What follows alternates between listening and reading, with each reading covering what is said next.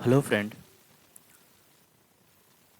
तो आज फिर हम इस वीडियो में हम डिस्कस करेंगे अपना एमसीक्यू। तो ये जो वीडियो होगा वो उन एस्पायरेंट के लिए बेनिफिशियल होगा जो लोग प्रिपेयर कर रहे हैं डीएसएसबी एग्ज़ाम की और साथ में ईएमआरएस एग्ज़ाम की। ठीक है। तो फ्रेंड्स, हम इस पूरे वीडियो में 30 क्वेश्चन को लिए हुए हैं और जिसमें से 20 क्वेश्चन हैं वो लिटरेचर के हैं और बाकी जो 10 क्वेश्चन हैं वो ग्रामर के हैं। तो चलिए हम वीडियो को शुरू करते हैं। शुरू करने से पहले एक बात और भी जान ले लीजिए कि जो भी हमने इसमें क्वेश्चंस रखे हैं तो क्वेश्चन के आंसर तो हम देंगे ही, साथ ही साथ उस क्वेश्चन से रिलेटेड जितने भी फैक्ट्स हैं हम उन सभी को जानेंगे। कह रहा है यहाँ पर कि which poem of Wordsworth was dedicated to independence and liberty. तो इंडिपेंडेंस और लिबर्टी के लिए जो वर्ड्सवर्थ का जो पोएम था वो कौन सा डेडिकेटेड था। ठीक है। तो आपको इसमें से चूज करना है। तो इसका सही आंसर होगा टू मिल्टन। ठीक है। तो टू मिल्टन पोयम था जिसको वर्ड्सवर्थ ने लिखा था। और भी इससे जुड़ा हुआ कुछ फैक्ट्स जानते हैं हम लोग। कह रहा है यहाँ पर कि इनसे अब थोड़ा सा बायोग्राफी जान लेते हैं। ठीक है। पहले हम लोग बायोग्राफी की बात कर लेते हैं, उसके बाद फेमस वर्क की भी बात कर लेंगे। कह रहा है यहाँ पर कि जो विलियम वर्ड्सवर्थ था, वर्ड्सवर्थ का जन्म है वो 7 अप्रैल 1770 को हुआ था और उस प्लेस का नाम था कोकर माउथ। तो ये इस प्लेस का नाम आप ध्यान में रखिए। ठीक है। क्योंकि इससे क्वेश्चन बनता है कि विलियम वर्ड्सवर्थ का संबंध इनमें से किस प्लेस से नहीं है। तो उस केस में विलियम वर्ड्सवर्थ से जुड़े हुए जितने भी प्लेस हैं वो आपको याद होने चाहिए। ठीक है। और कोकर माउथ तो बड़ा ही फेमस है क्योंकि यहीं पर तो उनका जन्म हुआ था। ठीक है। उसके बाद 1776 में यानी कि 6 साल के बाद उनको शिफ्ट कर दिया गया था कोकर यानी कि कोकर माउथ के ही ग्रामर स्कूल में। ठीक है। अपने यानी कि प्राइमरी एजुकेशन के लिए। और जन्म के 8 ईयर बाद ही उनके मदर का डेथ हो गया था। ठीक है। और 1783 में उनके फादर का डेथ हो गया था। उन्होंने अपना फर्स्ट विजिट किया था 20 साल के उम्र में। ठीक है। फर्स्ट विजिट था फ्रांस के लिए। तो 1790 में वो पहली बार फ्रांस गए थे और 1791 में वो दूसरी बार फ्रांस गए थे। इस बात को ध्यान में रखिए। ठीक है। यहाँ पर लिखा हुआ है सेकेंड विजिट टू फ्रांस जो था उनका 1791 में था। ठीक है। और 1791 में ही उन्होंने बीए की डिग्री भी प्राप्त की थी। और जब वो फ्रांस गए थे तो he also fell in love with a lady Annette Vallon Caroline. ठीक है। और 1793 में क्या हुआ था कि उनका जो फर्स्ट यानी कि पोयम था an evening walk was published. ठीक है। तो इस ये फैक्ट इंपॉर्टेंट बन जाता है।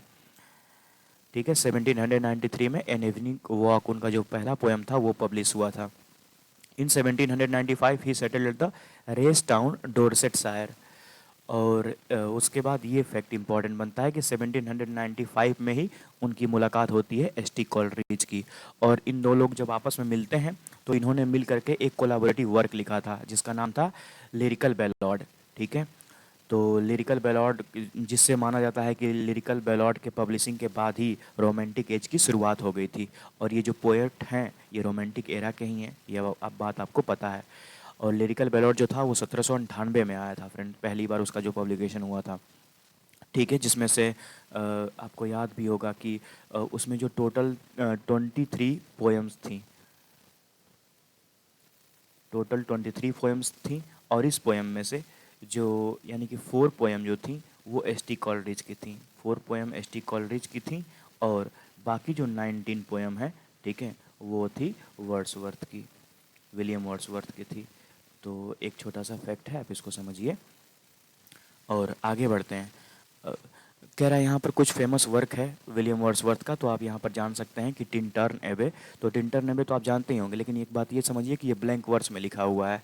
द प्रिल्यूड भी ब्लैंक वर्स में लिखा हुआ है। ठीक है। और द रेनबो, रेनबो का दूसरा टाइटल है वो है माई हार्ट्स लिप्स अप। ठीक है। ये एक लिरिक है जो कंपोज हुआ था 1802 में। ठीक है। माइकल नाम से भी उन्होंने एक पोएम लिखा था जो कंपोज हुआ था 1800 में। ठीक है। यह एक पैस्टोरल नैरेटिव पोएम है। और फ्रेंच रिवॉल्यूशन भी उन्होंने एक पोएम लिखा था जो कि लिखा था 1804 में। ठीक है। और ओड टू ड्यूटी भी उनका फेमस है। और जो हम लोग अभी इस क्वेश्चन में बात कर रहे थे वो इसी क्वेश्चन की बात कर रहे थे कि जो टू मिल्टन है, ठीक है, तो टू मिल्टन नेम से जो पोएम कंपोज्ड हुई थी वो हुई थी 1802 में। ठीक है। और पब्लिश्ड हुई थी 1807 में। ठीक है, यानी 5 साल बाद पब्लिश हुई थी। और इमॉर्टलिटी ओड है, ये एक पिंडारिक ओड होता है। ओड के कई टाइप होते हैं, ठीक है, हम आने वाले लेक्चर में हम ईच एंड एवरी टाइप को डिस्कस करा देंगे इसी तरह से एमसीक्यू के फॉर्मेट में, ठीक है। और उसके बाद लूसी पोएम है, बचपन से हम लोग पढ़ते हुए आ रहे हैं। She was a phantom of delight, ठीक है, ये भी एक पोएम है। रेजोल्यूशन एंड इंडिपेंडेंस और लीच गेदरर, तो लीच गेदरर के नाम से मेन पोएम लिखा गया था, ठीक है। बाद में उसका जो दूसरा टाइटल है वो इस यह भी रखा गया था, जिसका नाम है रेजोल्यूशन एंड इंडिपेंडेंस, ठीक है। तो ये दोनों एक ही पोएम है। टू द कुकू जो कि एक लिरिक है, टू स्काईलार्क जो कि एक सोनेट है, सोलिटरी रीपर ये भी इम्पॉर्टेंट उनका पोएम है, ठीक है। तो सोलिटरी रीपर को कंपोज किया गया था 1803 में एंड पब्लिश हुआ था 1807 में, ठीक है। यह जो है फ्रेंड, यह एक लिरिक है। ये सोलिटरी रीपर जब कंपोज किया गया था, जब जो विलियम वर्ड्सवर्थ हैं वो स्कॉटलैंड के टूर पे थे, ठीक है। और बाकी अपना जो लास्ट है यहाँ पर द डैफोडिल्स, ठीक है। I wandered lovely as a cloud, ठीक है, एक फेमस लाइन है उसकी, ठीक है। तो उसी को यहाँ पर मैं लिख दिया हूँ क्योंकि ये जो लाइन है वो पूछता रहता है। तो यहाँ पर डैफोडिल्स का ये टाइटल भी है और एक पहली उसकी लाइन भी है। अब आगे देखिए, उन्होंने एक प्ले भी लिखा था। तो प्ले जो था वो यानी वर्ड्सवर्थ ने अपने लाइफ में एक प्ले भी लिखा था, जिस प्ले का नाम था द बॉर्डरर्स। ये बल्कि सबसे इम्पॉर्टेंट पॉइंट है, द बॉर्डरर्स, ठीक है, जो कि एक ट्रेजिडी प्ले था 5 एक्ट का। तो these are all the facts related to William Wordsworth. Now कुछ और भी है यहाँ पर, अगर आप देखना चाहते हैं तो आप इसको पढ़ सकते हैं, ठीक है। The world is too much with us, Laodamia, Peele Castle, table turn, the fountain, guilt and sorrow, Ruth और influence of nature, the idiot boy, ठीक है। पूरे वर्क को मैंने एक ही स्लाइड में रख दिया है, ठीक है। You can take the screenshot also. Now the next, Lycidas is a monody and was written by the John Milton on the death of, ठीक है। तो मोनोडी जो होता है फ्रेंड्स वो क्या होता है, ठीक है। तो जो मोनोडी है, ठीक है, मोनोडी का मतलब एक प्रकार का ये भी एक एलिजी ही होता है, ठीक है। ये भी एलिजी ही होता है और ये भी लिखा जाता है क्या, किसी के डेथ को, यानी पर्सनल डेथ, कि पर्सनल पर्सन के डेथ को मॉर्न करने के लिए ये लिखा जाता है, ठीक है। तो अगर मैं यह भी कह सकता हूँ कि जो लिशिडास है, तो ये जो है एलिजी है, तो एलिजी किसके द्वारा लिखी गई थी, तो उस केस में आंसर जॉन मिल्टन होगा। लेकिन किसके लिए लिखी गई थी, उस केस में आंसर आपका किंग एडवर्ड होगा, किंग एडवर्ड, ठीक है। और ये बात है, जितने भी एलिजी हैं, जैसे कि पूरा अगर हम ओवरऑल जब हम एग्ज़ाम को रिव्यू को देखते हैं तो बस 4 से लेकर के 5 ही एलिजी पूछी जाती हैं, ठीक है। जिसमें से एक तो अपना हो गया जॉन मिल्टन का, ठीक है। उसके बाद दूसरा जो है वो एडोनिस हो जाता है, जब पीबी शेली ने लिखा था जॉन किट्स के डेथ को मॉर्न करने के लिए, 2 हो गया। तीसरा होता है जो कि अल्फ्रेड लॉर्ड टेनिसन ने लिखा था आर्थर हेनरी हेलम के डेथ को मॉर्न करने के लिए, ठीक है, जिसका नाम था क्या, तो इन मेमोरियम। और तीसरा एलिजी पूछा जाता है जो कि लिखा था विक्टोरियन एज के ही एक फेमस राइटर हैं मैथ्यू अर्नोल्ड ने। उनके एक फ्रेंड थे जिनका नाम था आर्थर ह्यू क्लॉ, ठीक है। आर्थर हेनरी हेलम नहीं कह रहा हूँ, आर्थर ह्यू क्लॉ कह रहा हूँ, ठीक है। तो आर्थर ह्यू क्लॉ के डेथ को मॉर्न करने के लिए लिखा था। तो उस पोयम का जो नाम था वो था थायरेसिस, ठीक है, मैथ्यू अर्नोल्ड ने जो लिखा था। और इन मेमोरियम ऑफ W.B. ईस्ट, ठीक है, ये भी एक लिखा था W.H. ऑर्डन ने।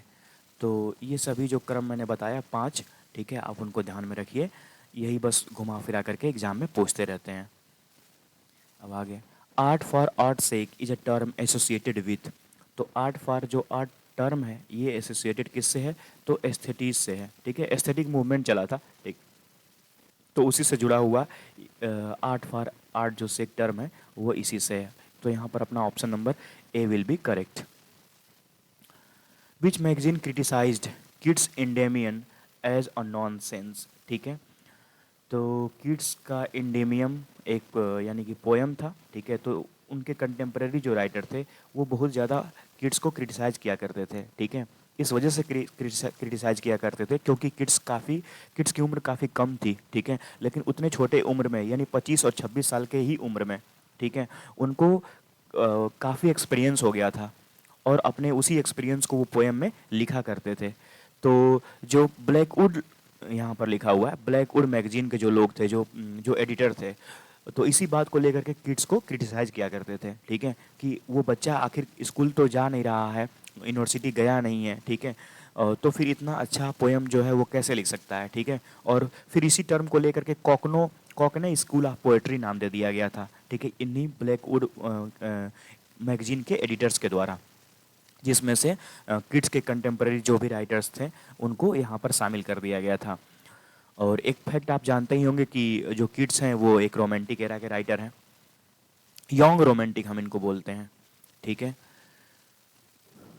और किड्स के बारे में एक और फैक्ट है जो मैं आपको यहाँ पर समझाना चाहता हूँ कि किड्स से जुड़ा हुआ एक टर्म है, ठीक है, what is negative capability according to Keats, ठीक है। तो किड्स के अकॉर्डिंग निगेटिव कैपेबिलिटी क्या होती है, तो फिर उन्होंने बाद में इसको डिफाइन किया इस तरह से कि the poet has no individuality of his own becomes one with a thing he is describing. तो कह रहा है कि पोएट का कोई अपना इंडिविजुअलिटी नहीं होता है, ठीक है, पोएट का कुछ अपना आइडेंटिटी नहीं होता है। पोएट जिस भी चीज़ को वो डिस्क्राइब करता है वह उसी का हो जाता है, ठीक है। ये जो टर्म था निगेटिव कैपेबिलिटी जॉन किट्स ने दिया था। और जो फैक्ट्स रिलेटेड हैं वो यहाँ पर लिखा हुआ है कि इंडेमियन है जो कि 4 बुक्स में लिखा गया था, टू ऑटम है सीजनल पोएम है, ये एक to sleep related to sleep है, ये सभी जो वर्क्स हैं ये सभी जॉन किट्स के हैं। ये जितने भी वर्क्स हैं फ्रेंड्स ये सभी जॉन किट्स के हैं। तो सेली ने कहा था किड्स के बारे में क्या, किड्स वाज अ ग्रीक, ठीक है, सम्मान देने के लिए, रिस्पेक्ट देने के लिए पीबी सेली ने कहा था कि किड्स वाज अ ग्रीक, क्योंकि ग्रीक जो राइटर थे वही तो पायोनियर हैं इंग्लिश लिटरेचर और इंग्लिश ड्रामा और इंग्लिश ट्रेजिडी के, ठीक है। तो ग्रीक के साथ में ग्रीक जो राइटर्स थे उनके साथ में पीबी सेली ने जॉन किड्स को रखा था, ठीक है। और Keats become the friend of Leigh Hunt, ठीक है, ली हंट भी एक फेमस राइटर थे, ठीक है, रोमांटिक एज के ही। तो किड्स से दोस्ती हुई थी ली हंट की, कब, 1816 में। और मैथ्यू अर्नोल्ड ने किड्स के बारे में ये कहा था कि किड्स इज विथ शेक्सपियर। कितनी बड़ी बात है ये, ठीक है, मैथ्यू अर्नोल्ड ने, जो कि एक विक्टोरियन एरा के क्रिटिक हैं, इन्होंने तो किड्स को विलियम शेक्सपियर के साथ में रखा है। और कह रहा है कि the theme of Keats poem जो विलियम यानी कि जॉन किट्स की जो एक पोएम थी the eve of Saint Agnes, तो उसका जो थीम था वो था लव एंड एडवेंचर, ठीक है। तो these are all the facts that you have to remember. That one may smile and be a villain, है ना, मुझे काफ़ी इंटरेस्टिंग ये लाइन लगी, है ना। तो कह रहा है कि that's one may smile and be a villain, ठीक है। तो ये हेमलेट की लाइन है, ठीक है। तो हेमलेट जो है वो कहता है अपने फ्रेंड रोजन क्रेंड्स को, ठीक है। तो इसका option number A will be right. अब आगे कह रहा है कि O wind if winter comes can spring be far behind, है ना, कितना इंटेलेक्चुअल लाइन है यहाँ पर ये लिखा हुआ है। तो आपको बताना है कि ये जो लाइन है, ठीक है, वो किस किस पोएम की है। और अगर आप पोएम बता ले जाते हैं तो आप बताइए कि उस पोएम के ऑथर कौन है, ठीक है, हु कंपोज्ड दैट पोएम। और मैं उम्मीद करता हूँ कि आपने सही आंसर दिया होगा, ठीक है, क्योंकि ये फेमस लाइन है और अक्सर जो एग्ज़ाम में क्वेश्चन इससे बनते भी रहते हैं, ठीक है फ्रेंड। तो चलिए, तो ये रिवोल्यूशनरी पोएम भी था और इसके ऑथर भी रिवोल्यूशनरी ही थे। और ऑप्शन नंबर ए जो है यहाँ पर राइट हो जाएगा, ode to the west wind, ode to the west wind. तो इनके कुछ वर्क हैं यहाँ पर लिखे हुए हैं हमने कि ओजमैंडियास, तो ओजमैंडियास जो वर्क है पीबी शैली का है, ठीक है। और क्योंकि जो ये पिछला अपना पोएम था ये ode to the west wind, ये पीबी शैली का ही है, ठीक है, ये भी एक रोमांटिक एरा के ही राइटर थे।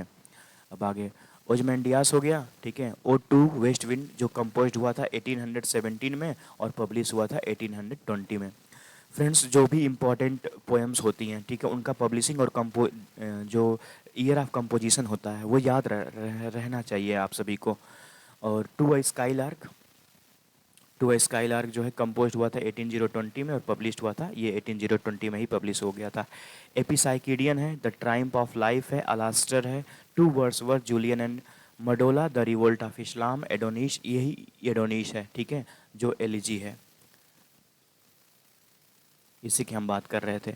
उसके बाद है the cloud, hymn to the intellectual beauty, love's philosophy, stanza written in the dejection near Naples. और इसके अलावा किड्स ने कुछ ड्रामा भी लिखे थे और एक ऐसे भी लिखा था, तो उनको भी हम लोग यहाँ पर देखते हैं। उनका जो ड्रामा था उसका नाम था द सेंसी, जो कि एक वर्स ड्रामा था 1819 में वो लिखा गया था। वो एक ट्रेजिडी ड्रामा था 5 एक्ट का। प्रोमेथियस अनबाउंड एक लिरिकल ड्रामा था, ठीक है, जो कि 4 एक्ट का था। और डिफेंस ऑफ पोएट्री, ठीक है, 1821 में लिखा गया था। अब आगे मुल्क राज आनंद गॉट साहित्य अकादमी अवार्ड फॉर विच नॉवेल। तो मुल्क राज आनंद को जो साहित्य अकादमी अवार्ड मिला था वो किसके लिए मिला था, किस नॉवेल के लिए मिला था फ्रेंड? तो उनका जो नॉवेल था जिसका नाम था द मॉर्निंग फेस, ठीक है। तो मॉर्निंग फेस के ही वजह से इनको साहित्य अकादमी अवार्ड दिया गया था। तो चलिए और भी कुछ फैक्ट्स हम लोग जानते हैं। जितने भी वर्क्स हैं मुल्क राज आनंद के वो यहाँ पर लिखे हुए हैं। तो सबसे इम्पोर्टेंट तो अनटचेबल है, ठीक है। और उसके बाद है यहाँ पर कि कोली है, ठीक है, to lips and a bird है, द विलेज है, अक्रॉस ब्लैक वाटर्स है, the sword and the sickle है, बिग हर्ट है, private life of Indian Prince, ठीक है, सेवन समर्स, द ओल्ड ओमन and the cow, the road, the death of a hero. और the play में क्या है कि इंडियन स्पीक्स, जो कि द प्ले है इंडियन स्पीक्स है 1943 में लिखा गया था। और शॉर्ट स्टोरी क्या है तो the lost child and other other story है यहाँ पर the border, the barber state union, ये इंपॉर्टेंट शॉर्ट स्टोरी है, ठीक है। और the tractor and corn goddess है, reflection of old golden bed and other story है, the the power of darkness and other story, Lajwanti and other story, the tales told by an idiot, ठीक है। जो underline किया हूँ वो important है, बाकी आप सब याद रखना चाहते हैं तो और अच्छी बात है, ठीक है। साथ में उन्होंने एक प्ले भी लिखा था जिसका नाम था इंडियन स्पीक्स, जो कि 1943 में आया था। ऑटोबायोग्राफी भी है उनकी कुछ, तो सेवन समर हो गया यहाँ पर, उसके बाद द मॉर्निंग फेश हो गया और कन्वर्सेशंस इन ब्लूम्सबरी, ठीक है। क्वेश्चन यही था, the morning face won the साहित्य अकादमी अवार्ड, तो मॉर्निंग फेस के ही वजह से उनको साहित्य अकादमी अवार्ड दिया गया था। अब next, the imagination is the great instrument of moral good, a man to be greatly good must imagine intensely and comprehensively, ठीक है, हु शेड। तो फ्रेंड्स आप बताइए कि ये जो लाइन है वो किसने कही थी? तो ये लाइन जो है वो पीबी शैली ने कही थी। आप इस लाइन को एक बार फिर से पढ़िएगा, याद रहेगा। एक फ्रेज था जिसका नाम था डिस एसोसिएशन ऑफ सेंसिबिलिटी। तो डिस एसोसिएशन ऑफ सेंसिबिलिटी जो था ये टर्म था, ठीक है, और इसको दिया किसने था? तो टी एस इलियट ने दिया था, T S Elliot, T S Elliot. तो टी एस इलियट ने दिया था और टी एस इलियट एक हैं मॉडर्न पोएट हैं ये, ठीक है। तो टी एस का इलियट का एक वर्क आया था जिसका नाम था मेटाफिजिकल पोएट्स। तो मेटाफिजिकल पोएट्स में ही इन्होंने ये टर्म दिया था disassociation of sensibility. In 1961, Frost invited to read a poem at the inauguration of President Kennedy. तो अमेरिका के जो प्रेसिडेंट थे, ठीक है, जिसका नाम था कैनेडी, तो कैनेडी ने रॉबर्ट फ्रॉस्ट को इनवाइट किया था 20 जनवरी को, ठीक है, कि आप आइए और एक पोएम को पढ़िए। तो जो पोएम प्रेसिडेंट ने कहा था पढ़ने के लिए रॉबर्ट फ्रॉस्ट से, उस पोएम का नाम आपको बताना है। बात कब की है? तो 1961 की है, ठीक है। तो फ्रेंड जो पोएम पढ़े थे रॉबर्ट फ्रॉस्ट, हालांकि ये सभी जितने भी पोएम हैं वो सभी रॉबर्ट फ्रॉस्ट के ही हैं, ठीक है, लेकिन इसका जो आंसर होगा वो होगा D, the gift outright. The gift outright इसीलिए फेमस है। फ्रेंड्स जो यहाँ पर प्रेसिडेंट कैनेडी हैं, ये अमेरिका के फेमस प्रेसिडेंट थे। अगर आपको याद हो, अगर हिस्टोरिकल बैकग्राउंड में अगर हम थोड़ा सा जाएं तो हम ये देख पाते हैं कि प्रेसिडेंट कैनेडी के ही समय में अमेरिका ने स्पेस के फील्ड में ज़्यादा डेवलपमेंट किया था, ठीक है। नासा का इस्टेब्लिशमेंट तो हो ही गया था, लेकिन जो ज़्यादा अमाउंट में जो फंड दिए गए थे वो प्रेसिडेंट कैनेडी के ही समय में दिए गए थे, ठीक है। जो कोल्ड वार जब चल रहा था, ठीक है, जो एक रेस चल रही थी स्पेस और टेक्नोलॉजी के इन्वेंशन के लिए, तो इस बात को ध्यान रख सकते हैं आप। अब आगे, तो रॉबर्ट फ्रॉस्ट का हमने यहाँ पर वर्क लिख दिया है। तो New Hampshire, the fire and ice, nothing gold can stay, stopping by the woods on snow evening. तो ये इंपॉर्टेंट है because it was the poem we it was the favourite poem of Pandit Jawaharlal Nehru. The first running brook है, an acquainted with the diet है, a witness tree है, gift outright. तो gift outright जो है इसी को रॉबर्ट फ्रॉस्ट ने पढ़ा था, ठीक है। अ क्वेश्चन है, द सिल्कन टेंट है। और बाकी उनके कुछ और भी वर्क यहाँ पर मैंने लिखे हैं। तो और भी वर्क में आप यहाँ पर देख सकते हैं कि अ बॉयज़ विल है, नॉर्थ ऑफ बोस्टन है, the death of the hired man है, मेंडिंग वॉल है, mountain interval birches and road not taken. तो these are all the important work of Robert Frost. तो मैं एक बात और भी यहाँ पर ऐड कर देता हूँ कि जैसे हमने यहाँ पर वर्क डिस्कस कर लिया, ठीक है। फिर जब हम नेक्स्ट लेक्चर जब बनाएंगे इसको, तो हम उसमें रॉबर्ट फ्रॉस्ट के बायोग्राफी को डिस्कस कर देंगे, ठीक है। तो किसी एक लेक्चर में किसी खास राइटर का वर्क रहेगा, किसी दूसरे लेक्चर पे किसी खास राइटर का बायोग्राफी ही रहेगा, ठीक है। तो अगर इस प्रकार से अगर हम 10 to 15 लेक्चर अगर हम कॉन्टिन्यूस देख लेते हैं फ्रेंड्स, तो along with your main preparation, ठीक है, आपके सभी टॉपिक्स रिवाइज हो जाएंगे, ठीक है। तो you I hope that you are liking this channel and the content I am giving. Who wrote the note of a boy will? तो बॉयज़ विल जो पोएम था, द बॉयज़ विल एक novel था फ्रेंड्स, ठीक है, जो 1913 में आया था। और ये था आपका किसका? तो अभी बॉयज़ विल हम लोगों ने पिछले ही स्लाइड में देखा है कि वो था रॉबर्ट फ्रॉस्ट का, ठीक है। हम इसी की बात कर रहे हैं, अ बॉयज़ विल, ठीक है, हम इसी की बात कर रहे हैं। तो इसका जो नोट लिखा था, ठीक है, उन्होंने लिखा था एजरा पाउंड ने, ठीक है, एजरा पाउंड। आप इनको ध्यान में रखेंगे। आपके सिलेबस में है, अमेरिकन राइटर आपके सिलेबस में है, ठीक है। तो उसी अमेरिकन राइटर्स में ही रॉबर्ट फ्रॉस्ट हो गया, अर्नेस्ट हेमिंग्वे, विलियम फॉकनर और वाल्ट विटमैन। तो ये लोग का वर्क पूछा जाता है। अब आगे कह रहा है कि in which, this is the question number 13, and in which famous poem does Walt Whitman make a reference to Suez Canal? तो किसमें उन्होंने स्वेज कैनाल का जिक्र किया है, और जो वायर थे जो अटलांटिक ओशन को क्रॉस करते हुए, जो टेलीफोन वायर थे जो अटलांटिक ओशन को क्रॉस करते हुए इंडिया को और बाकी अन्य कॉन्टिनेंट को जोड़े जा रहे थे, ठीक है। तो उसको लेकर के जो वाल्ट विटमैन है उन्होंने एक पोएम लिखा था, the passage to India, passage to India, ठीक है। तो ये अपना आंसर करेक्ट हो जाएगा। ओ कैप्टन माई कैप्टन भी इनका फेमस वर्क है friends. O captain my captain जो है ये एक एलिजी है, ठीक है, जिसमें मॉर्न किया था वॉल्ट विटमैन ने डेथ ऑफ किसका?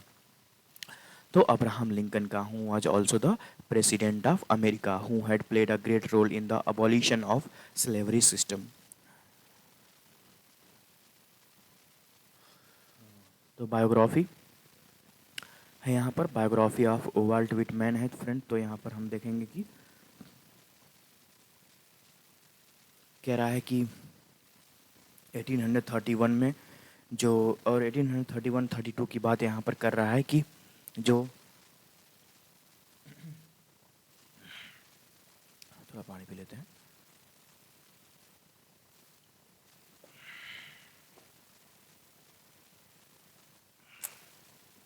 चलिए तो पढ़ते हैं, और कि अब हम बायोग्राफी ऑफ वॉल्ट विटमैन का देखते हैं यहाँ पर। तो पाते हैं कि इन 1831-32 में Whitman began his first newspaper work for the Long Island Patriot, ठीक है। तो इसको ध्यान में रखेंगे। He had his inbred enthusiasm for the theatrical word.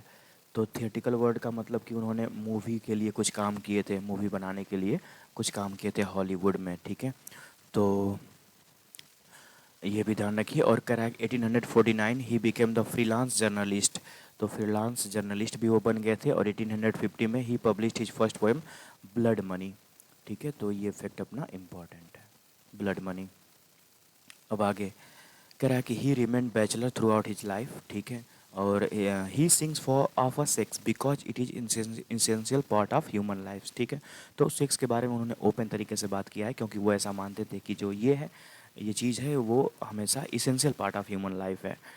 और सिविल वॉर उनको बहुत ज़्यादा प्रभावित किया था। अमेरिका में जो सिविल वॉर हुआ था 1861 से लेकर के 1865 तक, ठीक है, जो कि स्लेवरी सिस्टम को के अगेंस्ट में था, ठीक है। तो वही चीज़ यहाँ पे कह रहा है। और 1873 में he faced the first paralytic stroke and for near about 19 years he remained invalid, ठीक है। और 1881 में he publish the poetry of a future. तो ये भी पॉइंट ध्यान में रखेंगे आप। अब आगे कह रहा है कि फॉकनर सेंचुरी इज, तो विलियम फॉकनर का एक नॉवेल था जिसका नाम था सेंचुरी। तो विलियम फॉकनर भी आपको पता होना चाहिए कि ये भी एक अमेरिकन राइटर ही थे। तो फ्रेंड्स, आप मुझे बताएंगे कि जो सेंचुरी है वो किस प्रकार का नॉवेल था। तो मैं उम्मीद है कि आपने सही आंसर दिया होगा। और फ्रेंड्स, ये पल्प फिक्शन नॉवेल था। पल्प फिक्शन नॉवेल, ठीक है, पल्प फिक्शन नॉवेल। मैं बताता हूँ कि पल्प फिक्शन नॉवेल क्या होते हैं, ठीक है। पहले अपना ऑप्शन ट्रिक कर लेते हैं। तो देखिए, पल्प फिक्शन नॉवेल्स ऐसी बुक्स होती हैं, ऐसी नॉवेल्स होती हैं, ठीक है, जो लिखी जाती हैं about imaginary characters and events produced in the large quantities and intended to be read by many people but not considered to be of a very good quality, ठीक है। मतलब कि ये जो किताबें होती हैं पल्प फिक्शन नॉवेल, ये लोगों के द्वारा पढ़ी तो खूब जाती हैं, लेकिन उतनी अच्छी क्वालिटी की नहीं होती हैं, इसका ये मतलब हुआ। तो सेंचुरी जो था एक पल्प फिक्शन नॉवेल था विलियम फॉकनर का। तो option number A will correct. Now the question number 15, N artist is a creature driven by demons, ठीक है। तो ये जो लाइन है वो किसने कहा था? Who said an artist is the creature driven by demons. तो बिल्कुल ठीक है, बिल्कुल आपने सही सोच रहे हैं, विलियम फॉकनर ने ही आप ये कहा था, ठीक है। विलियम फॉकनर यहाँ पर करेक्ट आंसर हो जाएगा। You may address the chair the figure of speech is, ठीक है। तो एक यहाँ पर फिगर ऑफ स्पीच का क्वेश्चन मैंने रख दिया था, ठीक है। तो अब मुझे अच्छा लगा, तो बता सकते हैं क्या आप यहाँ पर कि कौन सा फिगर ऑफ स्पीच है इस लाइन में? तो फ्रेंड्स, इसमें मेटोनमी फिगर ऑफ स्पीच है। मेटोनमी फिगर ऑफ स्पीच ऐसे फिगर ऑफ स्पीच होते हैं जो बताते हैं कि, यानी कि कहा किसी और को जाता है लेकिन समझना किसी और को होता है, ठीक है। जैसे यहाँ पर कहता हूँ कि you may address the chair, तो चेयर को एड्रेस करने का मतलब ये हुआ कि चेयर पर बैठने वाली जो ऑडियंस है हमें उनको एड्रेस करना है, ठीक है। या फिर चेयर पर बैठने वाले जो लोग हैं उनको हमें एड्रेस करना है। तो कह तो चेयर को रहा है, लेकिन हमें समझना होगा चेयर पर बैठे हुए कुछ खास आदमियों, कुछ खास ऑडियंस को समझना होगा, ठीक है।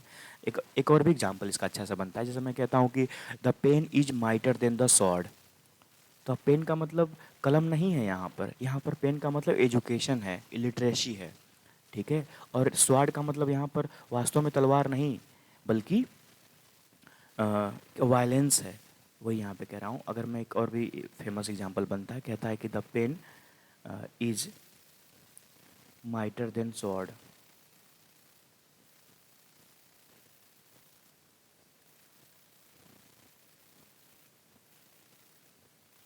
ठीक है। तो देखिए, अब यहाँ पर द पेन, पेन का मतलब कि एजुकेशन है, लिटरेसी है, नॉन वायलेंस है, और स्वॉर्ड का वायलेंस मतलब वायलेंस है, ठीक है। एंग्री हम कह सकते हैं, फ्यूरियस हम कह सकते हैं, ठीक है। तो वही कह रहा है जो चीज़ हम वायलेंस से नहीं जीत सकते, ठीक है, वो चीज़, उन चीज़ों को हम जीत सकते हैं किससे? लिटरेसी से, पेन यानी पेन से, एजुकेशन से। तो ये चीज़ यहाँ पर कह रहा है, ठीक है। तो इस प्रकार के जो भी लाइन्स होती हैं उसमें मेटोनमी फिगर ऑफ स्पीच होता है। The best poets wait for words, ठीक है। क्या कह रहा है, कितनी अच्छी बात यहाँ पे कह रहा है कि the best poet waits for word, तो जो अच्छे कवि होते हैं वो हमेशा शब्दों का इंतजार करते हैं। तो इस लाइन को कहा था एक इंडियन पोएट थे, ठीक है, इंडियन ज्यूस पोएट थे फ्रेंड, ठीक है, जिनका नाम था निसिम एजिकिल। तो निसिम एजिकिल ने एक पोएम लिखा था जिसका नाम था poet lover and bird watcher. तो जो कि यहाँ पर ऑप्शन नंबर जो बी है वो यहाँ पर लिखा हुआ है। तो इस प्रकार से ये क्वेश्चन अपना करेक्ट हो जाएगा। अब आगे और भी पढ़ते हैं हम लोग, देखते हैं कि यहाँ पर एक बात और समझने वाली है कि ये जो लिखा हुआ है कि जब द पोर्ट्रेट लिखा है, द डिस्टेंस और रेलवे क्लर्क लिखा हुआ है, ये भी पोएम है, ठीक है। और ये भी निस्सी मैजिकल के ही पोएम है फ्रेंड, ठीक है। तो यहाँ पर मैं लिख देता हूँ कि ये भी आपका निस्सी मैजिकल की पोएम है। तो आपने देखा कि एक ही वीडियो में, एक सिंगल वीडियो में आपको कितना कुछ सीखने को, जानने को मिल रहा है। मैं जानता हूँ कि आप जो हैं इनमें से बहुत चीज़ें जानते होंगे, पर फिर भी ये एक रिवीजन का काम करेगा friend. Tradition, ideology, customs and beliefs that have gone beyond the expiry date should be discarded. ये तो बहुत ही इंपॉर्टेंट और इंस्पायरिंग लाइन लिखी हुई है, ठीक है। तो इस लाइन को किसने कहा था कि जो भी ट्रेडिशन हो गया, आइडियोलॉजी, कस्टम्स और जो विश्वास हो गए, जब वो आउटडेटेड हो चुके हैं, यानी उनका इसमें काम नहीं है आज के समय में, तो फिर उनको हमें छोड़ देना चाहिए, त्याग देना चाहिए, डिस्कार्ड कर देना चाहिए, ठीक है। तो एक बोल्ड पोएटिस थी जिनका नाम था कमला दास। तो कमला दास का यहाँ पर ये लाइन है, ठीक है। और कमला दास की वजह से जितने भी पोएम है लगभग सभी इम्पॉर्टेंट है। हालांकि उन्होंने कम ही पोएम लिखा है, आप आसानी से उसको तैयार कर सकते हैं, ईच एंड एवरी पोएम को आप तैयार कर सकते हैं, ठीक है। और इंडियन होने की वजह से क्वेश्चंस भी पूछे जाते हैं इनसे। तो यहाँ पर कमला दास के बायोग्राफी को यदि हम हल्का सा थोड़ा सा बस एक लाइट डालते हैं तो हम लोग ये पाते हैं यहाँ पर कि उन्हीं का एक पोएम है और उन्हीं के शब्द भी हैं, और उसी के माध्यम से हम उनके बायोग्राफी को समझ भी सकते हैं। कह रहा है कि आई एम इंडियन, वो कहती हैं अपनी एक पोएम एन इंट्रोडक्शन में, वो क्या कहती हैं कि आई एम इंडियन, ठीक है, यानी कि मैं भारतीय हूँ, very brown, burn in Malabar, I speak 3 language, ये इंपॉर्टेंट है, I speak 3 languages, right in 2 and dream इन 1, ठीक है। वो 3 भाषा जानती थी। 3 भाषा जानने का मतलब कि वो एक यानी कि वो केरला की थी, मलाबार जो तट है, यानी मलाबार कोस्ट के नाम से जाना जाता है ज्योग्राफी में हम लोग जब पढ़ते हैं तो उसी मलाबार के ही एरिया में इनका जन्म हुआ था, ठीक है। तो यानी कि मलयालम फिर वो बोला करती थी, ठीक है, क्योंकि केरला में मलयालम चलता है। दूसरा उन्होंने तमिल भी जानती थी, और तीसरा वो इंग्लिश भी जानती। तो वही कह रही हैं यहाँ पर कि आई स्पीक 3 लैंग्वेज, मैं 3 लैंग्वेज बोलती थी, और राइट इन 2, तो 2 लैंग्वेज में लिखा करती थी। कौन कौन सी 2 लैंग्वेज? तो एक मलयालम में लिखती थी और एक इंग्लिश में लिखती थी, और ड्रीम इन 1, और एक भाषा में ही केवल वो सपने देखा करती थी या फिर पर्सनल थॉट्स को एक्सप्रेस किया करती थी, और वो लैंग्वेज थी मलयालम। लोगों ने उनसे कहा don't write in English because they said English is not your tongue. तो आसपास के जो लोग थे, ठीक है, उनके जानने पहचानने वाले, या फिर हम ये कहें कि जो उनके क्रिटिक थे, उनको मना करते थे कि तुम इंग्लिश में क्यों लिख रही हो, तुम्हारा इंग्लिश तो तुम्हारी भाषा है ही नहीं, तुम्हें लिखना ही है तो तुम मलयालम में लिखो, तमिल में लिखो, ठीक है। लेकिन इस बात के खिलाफ थी कमला दास। वो कहती हैं, ठीक है, why not leave me alone critics, friends visiting cousins, ठीक है। तो वो कहते हैं कि छोड़ दो मुझे, ठीक है, आप लोग मुझे सलाह ना दो, ठीक है। There are every one of you, why not let me speak any language. कहते हैं कि आप में से हर कोई क्यों नहीं मुझे अपना भाषा, जो भी मुझे अच्छा लगता है उस भाषा को आप लोग बोलने के लिए क्यों नहीं मुझे इजाज़त देते हैं, ठीक है। कह रहा है कि आई लाइक, ठीक है, the language I speak is all mine, mine alone, ठीक है। कह रहा है यहाँ पर कि जो भी लैंग्वेज वो बोलती थी वह जो है उसी की, उन्हीं की भाषा हो जाया करती थी, ठीक है। तो these are the important point that you have to remember, and these are the lines from an introduction.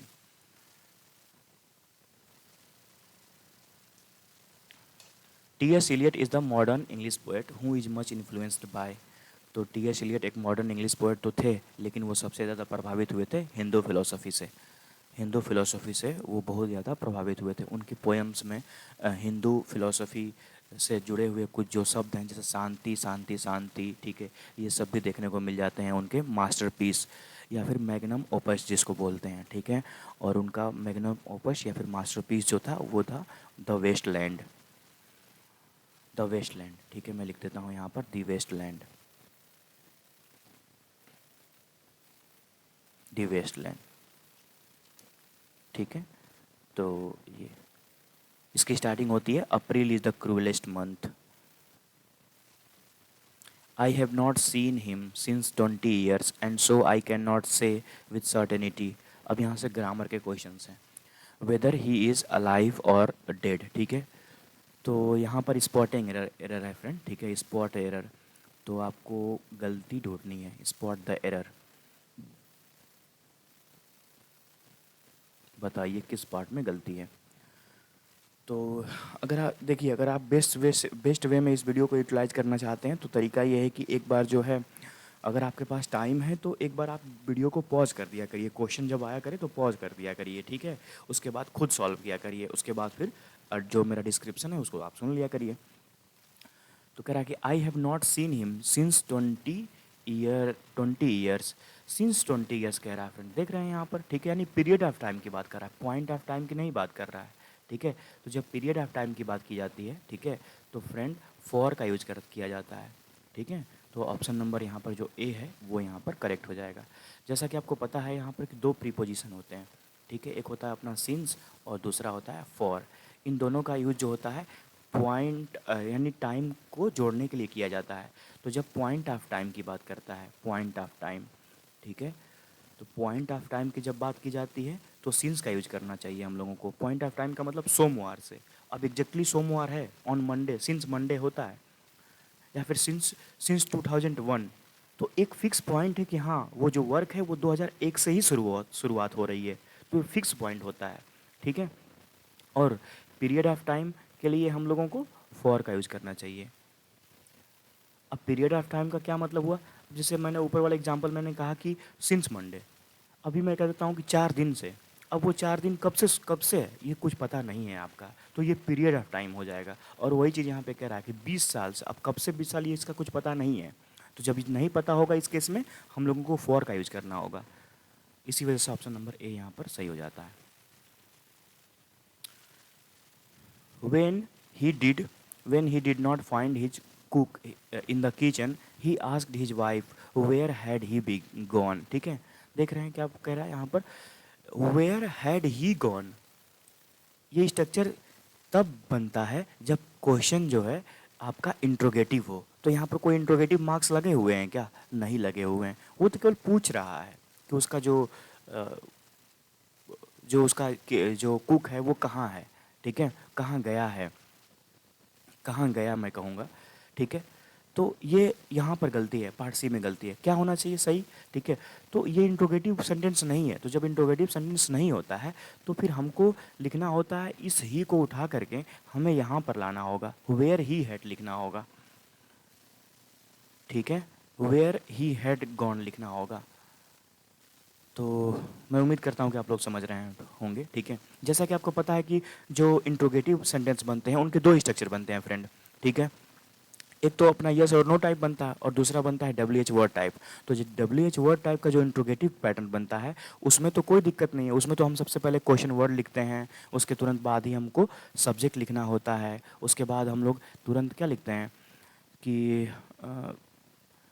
Friends, मैं इसको फिर से बताना चाहता हूँ, यहाँ पर इसको मैं इरेज कर देता हूँ और बताना चाहता हूँ कि सबसे पहले तो हम लोग यहाँ पर क्वेश्चन वर्ड लिखते हैं। क्वेश्चन वर्ड के बाद ही हम लोगों को यहाँ पर हेल्पिंग वर्ब लिखना होता है और हेल्पिंग वर्ब लिखने के बाद हम लोगों को सब्जेक्ट लिखना होता है। सब्जेक्ट लिखने के बाद हम लोग लिखते हैं, क्या लिखते हैं? तो मेन वर्ब लिखते हैं और मेन वर्ब के बाद हम लोग लास्ट में ऑब्जेक्ट लिख करके सेंटेंस को पूरा करते हैं। तो ये इंट्रोगेटिव का पैटर्न बनता है, लेकिन ये यहाँ पर इंट्रोगेटिव है नहीं। तो जब यहाँ पर इंट्रोगेटिव नहीं है तो फिर हमको ही को तुरंत यहाँ पर लाना पड़ेगा। तो ऑप्शन नंबर जो सी है वो यहाँ पर करेक्ट हो जाएगा। अब आगे कह रहा है कि although I am playing cricket for more than 3 years, ठीक है फ्रेंड्स, यहाँ पर THREE होना चाहिए, 3 years I have not been able to score a century, ठीक है? तो मैं खेल रहा हूँ, ठीक है, यानी 3 साल से ज़्यादा से मैं क्रिकेट खेल रहा हूँ, ठीक है? यानी जब वर्क जो है पास्ट में शुरू हुआ और अभी तक चलता हुआ जाता है तो उस केस में हम लोगों को प्रेजेंट परफेक्ट कॉन्टिन्यूअस टेंस का यूज करना चाहिए, ठीक है? प्रेजेंट परफेक्ट कॉन्टिन्यूअस टेंस का यूज करना चाहिए। और जब हम प्रेजेंट परफेक्ट कॉन्टिन्यूअस टेंस का यूज करेंगे तो आई हैव बीन प्लेइंग होगा। आई हैव बीन प्लेइंग का यहाँ पर यूज होना चाहिए, ठीक है फ्रेंड? तो इसलिए ऑप्शन नंबर ए यहाँ पर करेक्ट हो जाएगा। अब नेक्स्ट है अपना कि I do not know where could he have gone so early in the morning. अब यहाँ पर भी कोई क्वेश्चन मार्क तो है नहीं। तो जब क्वेश्चन मार्क नहीं है तो डब्ल्यू एच वर्ड या फिर क्वेश्चन वर्ड के बाद ही हमको सब्जेक्ट लिखना होता है, ठीक है? तो where he could have gone होना चाहिए। तो इसलिए ऑप्शन नंबर ए यहाँ पर करेक्ट है। By the time we got our tickets and entered the cinema theatre, the show was already begun. बहुत अच्छा क्वेश्चन है, बता पाएंगे क्या आप इसको? ठीक है, क्या कह रहा है कि बाय द टाइम यानी समय पर, वी गॉट आवर टिकट, जब हम अपना टिकट पाए और सिनेमा में इंटर किए, तो जो शो था वो ऑलरेडी यानी पहले ही शुरू हो चुका था, पहले ही शुरू हो चुका था। मतलब कि पास्ट में जब दो एक्शन होते हैं और उन दोनों एक्शन में जो एक्शन बहुत सबसे पहले शुरुआत हो गई रहती है, उसको हमें पास्ट परफेक्ट में लिखना चाहिए। पास्ट परफेक्ट का मतलब ये होता है कि हैड प्लस V3 का यूज करना चाहिए। ठीक है, तो ये जो सेंटेंस है जिसमें ऑलरेडी लगा हुआ है, ठीक है, ये आपका जाएगा किस में? हैड प्लस V3 के साथ, HAD, हैड प्लस V3 के साथ। ठीक है, बिगिन, बिगेन, बिगन होता है। ठीक है, V3 के साथ हम लोग लिखेंगे, तो इसलिए पार्ट जो है यहाँ पर सी यहाँ पर सही है। हैड हमें लिखना चाहिए था यहाँ पर, हैड, और बाकी बिगन यहाँ सही है। तो ये बात को आप ध्यान में रखिए, बड़ा ही अच्छा क्वेश्चन था ये। Gaurav told me his name after he left no error. ठीक है, तो इसमें किस पार्ट में गलती आप बताएंगे? आफ्टर लगा हुआ है फ्रेंड, ठीक है, आफ्टर। ठीक है, तो जब आफ्टर लग जाता है तो याद करिए आप, जो है यानी कि जो स्ट्रक्चर बनता है पास्ट परफेक्ट टेंस का, जो स्ट्रक्चर बनता है उसके दो केस बनते हैं, एक बिफोर और आफ्टर का केस बनता है। ठीक है, तो यहाँ पर आफ्टर का केस बना हुआ है। आफ्टर के केस में हम लोग ये करते हैं कि जो पहला क्लॉज होता है उसको हम लिखते हैं, किस में लिखते हैं? तो पास्ट इंडेफिनिट में लिखते हैं। याद रखिए इसको, पास्ट इंडेफिनिट में लिखते हैं। पहले क्लॉज को पास्ट इंडेफिनिट टेंस में लिखते हैं, उसके बाद हम बीच में लिखते हैं आफ्टर। ठीक है, और आफ्टर के बाद जो दूसरा क्लॉज होता है उसको हमें लिखना होता है पास्ट परफेक्ट टेंस में, पास्ट परफेक्ट टेंस में लिखना होता है फ्रेंड। ठीक है, अब उसके अकॉर्डिंग आप अरेंज कर दीजिए। तो गौरव टोल्ड मी हिज नेम, ठीक है, ये क्लॉज तो आपका पास्ट इंडेफिनिट में है, कोई दिक्कत नहीं है। ठीक है, अब आफ्टर लग गया, बाकी के क्लॉज को आप पास्ट परफेक्ट में लिखिए, और जब पास्ट परफेक्ट में लिखेंगे तो पास्ट परफेक्ट की हेल्पिंग वर्ब होती है। सब्जेक्ट लिखने के बाद हमको तुरंत हेड प्लस वर्ब की थर्ड फॉर्म का यूज करना होता है। ठीक है, इसलिए ऑप्शन अपना ऑप्शन नंबर सी जो है यहाँ पर करेक्ट है। 26, we have been celebrating many festival since century. अब यहाँ पर सिंस सेंचुरी लिखा हुआ है, सिंस का तो कुछ पता नहीं चल रहा है कब से, कब किस सेंचुरी से। ठीक है, तो फॉर सेंचुरी यहाँ पर कही है। ठीक है, पॉइंट ऑफ टाइम नहीं, पीरियड ऑफ टाइम की बात कर रहा है। Old age and infirmity had begun to catch up him. ठीक है, catch up, old age and infirmity had begun friend होता है, बिगेन, बिगिन बिगन होता है। ठीक है,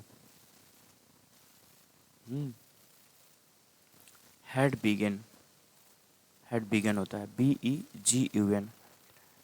ठीक है, तो ऑप्शन नंबर यहाँ पर बी जो है वो करेक्ट हो जाएगा।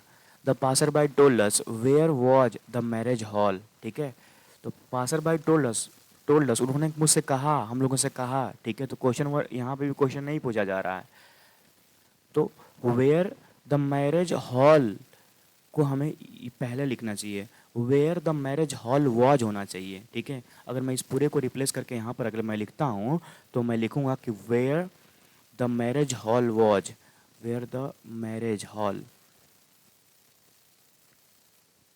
मैरिज हॉल वॉज लिखना चाहिए। ठीक है, and even led us to it. ठीक है, तब जाकर के अपना सेंटेंस पूरा कंप्लीट होता है। तो इस केस में ऑप्शन नंबर जो बी है वो यहाँ पर करेक्ट हो जाएगा। I have passed the examination. ठीक है, I have passed the examination, I have passed the examination 2 years एगो।